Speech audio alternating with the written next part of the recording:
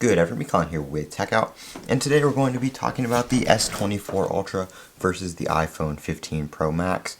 Kind of a little comparison between the two here. I've been using the Galaxy S24 Ultra here as my daily driver since it came out, but I recently switched to the iPhone 15 Pro Max again just to check things out. A few betas have come and gone since I used it, so I wanted to just kind of refamiliarize myself with everything, see what was new in iOS, and all that kind of stuff. Just, use a little bit of both before I made this video. And I don't really have a favorite phone per se. I do have things that I like about each of them, and I have things that I dislike about each of them. So before somebody comes in the comments and says, you use one over the other, or you're only using one for this reason or that reason, that is not the case.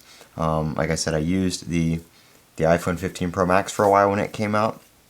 I used some other stuff in between, Fold, Flip, Pixel, all that kind of stuff. I've used all those. I still do, in fact, have a Pixel 8 right here. I don't use this as a daily driver. I just use it for messing around with different ROMs on XDA and stuff like that. But these are my two main devices, and I do also have the Fold 4 that I got from Plug Tech that I use from time to time as well as a daily driver. But really, a lot of people, the main thing when going from iOS to Android is iMessage, and I don't really care one way or the other. Sorry, this phone keeps getting dim because the battery is almost dead. But I don't really care one way or the other. It's really just I don't mind SMS other than if I want to like send a video. That's when it gets annoying, is sending a video, because it's really compressed. You really can't tell what you're even looking at. It's just a blurry mess. So that's where the iPhone kind of wins with that, is iMessage. Now, once they bring RCS messaging to the iPhone in iOS 18, that won't be as big of an issue, because you'll be able to send and receive messages over data just like you can with iMessage, or just like you can between Google Messages on Android devices. So that won't be too big of an issue come iOS 18. But hardware-wise, I want to say my favorite is probably the S24 Ultra. I just really like the screen, I like the size, and I like the way it feels in the hand. Yes, I know the battery was almost dead when I started this video. It's been sitting on my desk unplugged for probably like 3 days now. So don't judge the battery life on the fact that it was almost dead. But this phone has amazing battery life. The iPhone 15 Pro Max isn't bad either. But I do think the S24 Ultra kind of has the battery life going for it right now, at least on the current update for both of these. This is on One UI 6.1, Android 14. This is on iOS 14. iOS 14. iOS 17.5 Beta 1. So it is running in beta, so we're not going to judge it too hard there. But really like the hardware on this phone. And of course, we do have the S Pen. Now, some people will say that the S Pen is a gimmick. I agree and I disagree.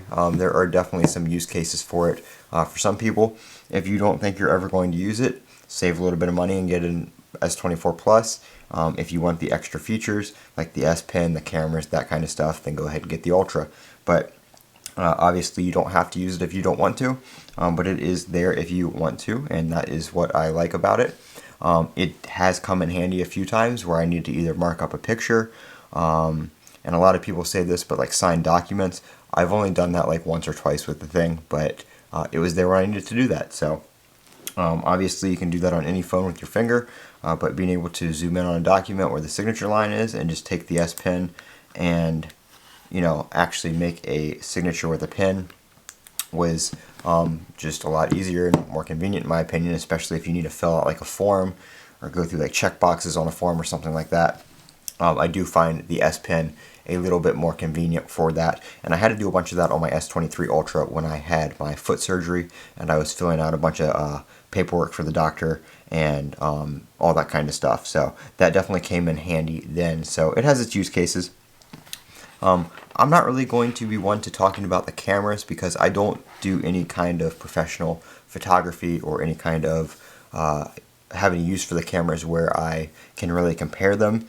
Any kind of pictures that I do with the camera are if I'm just taking a picture of something to send to somebody or post on, X or something like that. I don't do any kind of professional photography on the phones or at all in general, so that's not really my thing.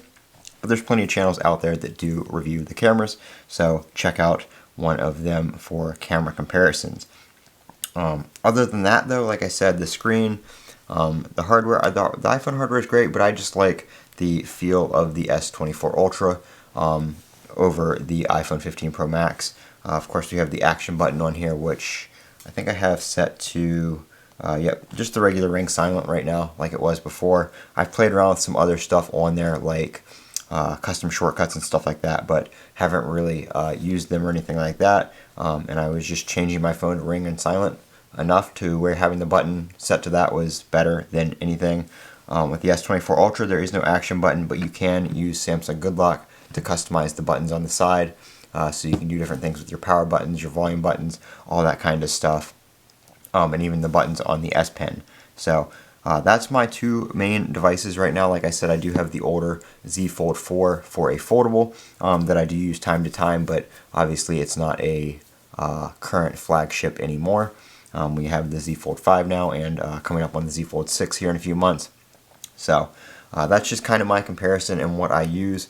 Like I said, I don't have one favorite. Each phone has its own use case, and I do have different things that I like and dislike about each of them. So if you guys have any questions, if you are looking at getting one of these devices and you want to ask me a question about one of them, go ahead and pop it down in the comments section below. I'm always replying to the comments, so feel free to ask any questions down there, and I'll get back to you as soon as possible. I'm Colin with Techout, and remember to comment, rate, and subscribe. And as always, have a great day.